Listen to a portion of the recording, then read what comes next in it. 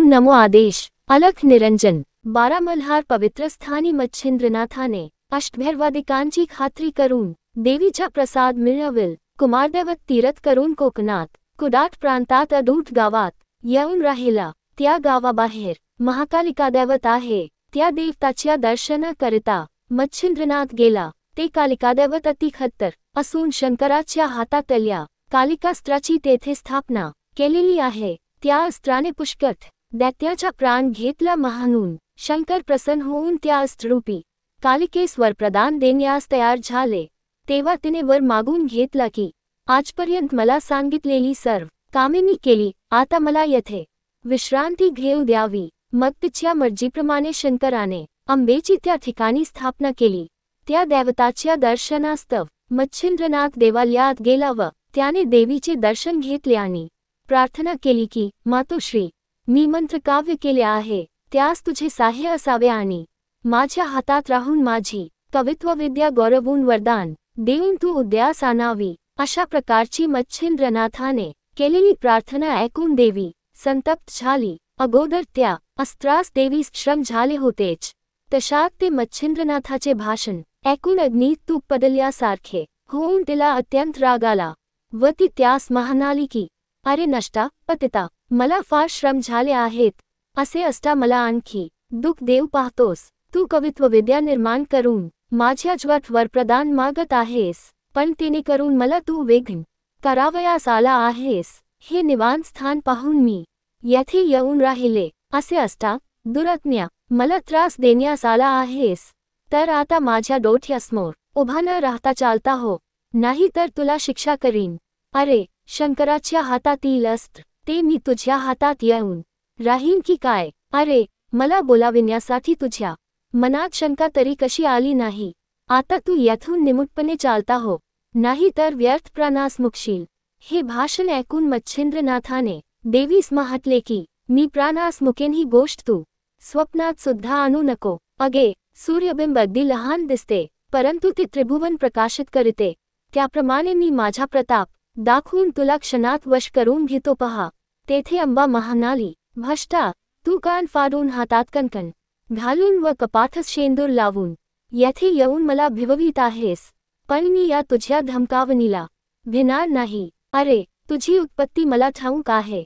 अरे बोलून चालून तुझा बाप कोळई, तू मासे मारून निर्वाह करावयाचा ते सोडून का दिलेस. तुला दरिद्राला ही अस्त्रविद्या कशाला पाहिजे. तुला वाटत असेल की मी थोर प्रताप दाखवून भूतावत वश केली तशीही देवी करून घे, पण मी तशापैकी नव्हे हे तू पक्की समज. मी विश्वस्त्र आहे. किंचित वाकडी नजर करीन तर सारे ब्रह्मांड पालथे घालून लोटवून टाकीन. तेथे तू आपला कसचा दिमाग दाखवतोस. तेव्हा मच्छिंद्रनाथ म्हणाला, देवी मी सांगतो ते ऐक.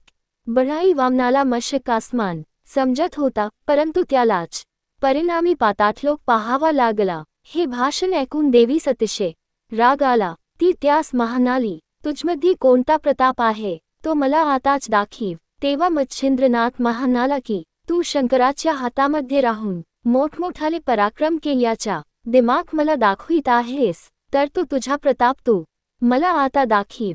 याप्रमाणे मच्छिंद्रनाथाचे भाषण ऐकून भद्रकाली सिंहासारखी आरोळी मारून आकाशात प्रगट झाली.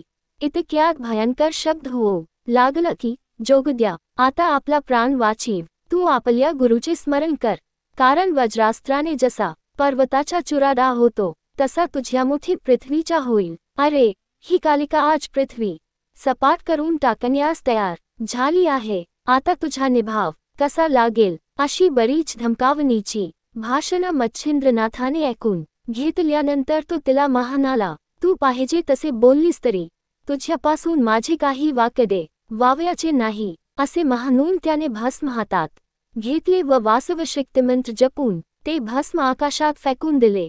तेव्हा ती दैदिप्यमान वासवशक्ती तत्काळ प्रगट झाली. सूर्याच्या हातचे वासवास्त्र आणि शंकराच्या हातचे भद्रकाली किंवा कालिका अस्त्र या उभयताचे युद्ध सुरू झाले. दोन्ही अस्त्रांची झोंबी लागून ती एकमेकावर प्रहार करीत होती.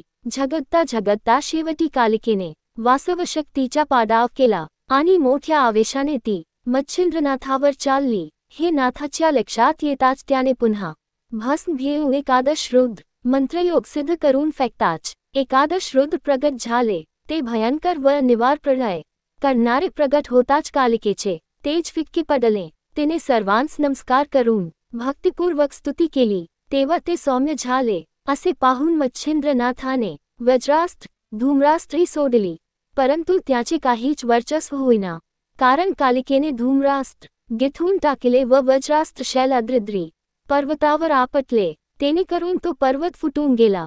याप्रमाणे दोन्ही अस्त्राची पती पाहून मच्छिंद्रनाथाने पुन्हा वाताकर्षणास्त्राची योजना केली. त्या वातास्त्राची मक्खी त्यास पक्की साधून गेली होती. दत्तात्रेयाच्या कृपाप्रसादाने मच्छिंद्रनाथास वाताकर्षणास्त्राचा मोठा लाभ झाला होता. ते अस्त्र सिद्ध करून प्रेरिताच त्याने कालिकादेवी व प्रवेश केला. तेव्हा देहाचे चलनवलन बंद होऊ लागले. इतक्यात देवी विकल होऊन गगनामधून जमिनी व धाटकन आदटली व बेशुद्ध होऊन पडली. ते पाहून देव दानवांना सुद्धा मोठा विस्मय वाटला. कालिकेचे प्राण जाऊ लागले. तेव्हा तिने शंकराचे स्मरण केले. हा प्रकार कैलासास शंकराच्या कानावर गेला व हा सर्व खेळ मच्छिंद्रनाथाचा आहे तसे त्याच्या ध्यानात आले. मग नंदीवर बसून शंकर लगेच त्या ठिकाणी गेले. शंकरास पाहून मच्छिंद्रनाथाने त्यांच्या पायावर मस्तक ठेवले. मग शंकराने त्यास डाही हातानी पोटानी धरून कटकडून भेट दिली व प्रताप दाखवून अस्त्र जिंकल्याबद्दल त्याची प्रशंसा केली. तेव्हा नाथाने शंकरास सांगितले की बदरिकाश्रमास तुम्ही प्रसन्न होऊन दत्तात्रेयाकडून मला मंत्रअस्त्रविद्यादी सर्व शिकविले. तो हा सर्व तुमच्या कृपेचा प्रताप होय. त्यावर शंकराने म्हटले, तूर ते असो, तू प्रथम कालिकादेवी सावध कर. तेव्हा नाथ म्हणाला, तुम्ही आपला वरदहस्त माझ्या मस्तकावर ठेवा. असे ऐकून तुला कोणती इच्छा आहे म्हणून शंकराने त्यास विचारल्यावर त्याने मागितले की जशी शुक्राचार्याने संजीवनी विद्या कचास दिली त्याच्याप्रमाणे साबरी विद्येचे तू मजकडून कवित्व करविलेस, तसा वर देऊन मला कालिकास्त्र द्यावे व तुझ्या हाती राहून. कालिकेने जशी असंख्य कार्य केली तशीच तिने माझ्या हातात राहून करावी व पुढेही मंत्र कार्यात तिने उपयोगी पडावे. असे जर मला वरदान द्याल तर मी निरंतर समाधानवृत्तीने राहीन. तेव्हा शंकराने सांगितले की तू कालिकेस जीवदान देऊन उठव. तिला मी सर्वस्वी तुझ्या स्वाधीन करतो व मी देखील तुला सर्व प्रकारे अनुकूल आहे. असे वचन मिळताच मच्छिंद्रनाथ शंकराच्या पाया पडला. मग वातास्त्रमंत्र म्हणून भस्म फेकून वाताकर्षण अस्त्र काढून घेतले. तेव्हा देवी सावध होऊन उठून बसली व इकडे तिकडे पाहू लागली. तो शंकरास तिने पाहिले. मग ती झटकन येऊन त्यांच्या पाया पडली व प्रसंगी कैवार घेऊन प्राण वाचवले वगैरे बोलून तिने त्याची स्तुती केली. मग शंकराने तिला सांगितले की माझे एक तुझ्या पाशी मागणे आहे, तेवढे तू ह्या वेळेस कृपा करून मला दे.